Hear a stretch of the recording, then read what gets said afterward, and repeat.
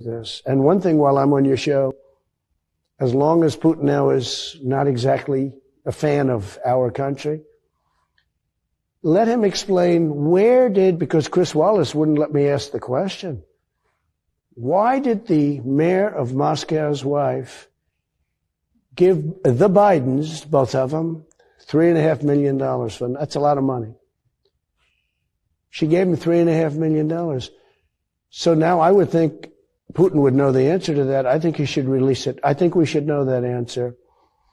Now, you won't get the answer from Ukraine, but why are they giving somebody who knows nothing about energy $187,000 a month plus a $3 million upfront payment? And I won't even talk about China because they haven't gone into Taiwan yet. Right. That'll be next. But why did the mayor of Moscow's wife give the Biden family $3.5 million? Nobody wants to ask the question. And Chris Wallace, who's a total lightweight, unlike his father, who interviewed me for 60 Minutes, who was actually a good piece. Mike Wallace was great. He wants to be Mike Wallace, but he doesn't have the talent. But why is it that the mayor of Moscow's wife gave the Biden family $3.5 million? I think Putin now would be willing to probably give that answer. I'm sure he knows. Just so we're crystal clear about what you just saw, Donald Trump asked Russia, meaning Vladimir Putin, to dig up dirt on Biden. That's what he asked him to do. In the middle of Putin's war against the sovereign country of Ukraine, where he's bombed hospitals and schools and maternity wards, Donald Trump saw in him an ally and solicited his help on air. So when you wonder which side someone like Trump is on, I think you just got your answer. Also, someone might want to let Susan Collins know that it doesn't exactly look like Donald Trump learned his lesson. Bear in mind, this isn't the only time he publicly solicited dirt to help himself politically. Back in 2019, you might remember when he got himself impeached for withholding $391 million in military aid to Ukraine while extorting Zelensky for dirt on Biden. And back in 2016, you might even remember this moment.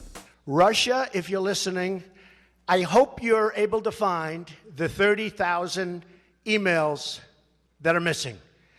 I think you will probably be rewarded mightily by our press. In other words, for the better part of a decade, Trump has been seeking out dirt from foreign actors to help himself politically. He doesn't care where he has to get it or what deranged lunatic like Vladimir Putin he has to get it from, just that he gets it. Because for the 10 millionth time, the only person who Donald Trump is concerned about is Donald Trump. Now, as for Trump's claim that the mayor of Moscow's wife gave the Bidens $3.5 million, you'll probably be shocked to find out that A, this is similar to Trump's original claim that the Moscow mayor's wife gave only Hunter Biden that money before Trump changed it to be just a little more incriminating by sucking Joe Biden into that claim too, and B, this entire claim, regardless of who it consists of, is complete hearsay. Here's what we know about this claim according to fact checkers. In 2014, because yes, we're talking about a payment almost a decade ago because Republicans are very, very serious people and this is a very, very serious issue.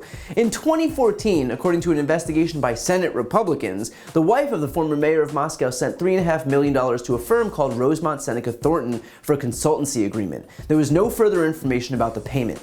Now, Hunter Biden co-founded the investment firm Rosemont Seneca Advisors, but Hunter Biden's lawyers say that he did not co-found Rosemont Seneca Thornton. It's unclear what connection exists between those separate entities. What we do know for sure is that neither the Senate report nor Donald Trump have provided a shred of evidence that the payment was corrupt or that Hunter Biden committed any wrongdoing.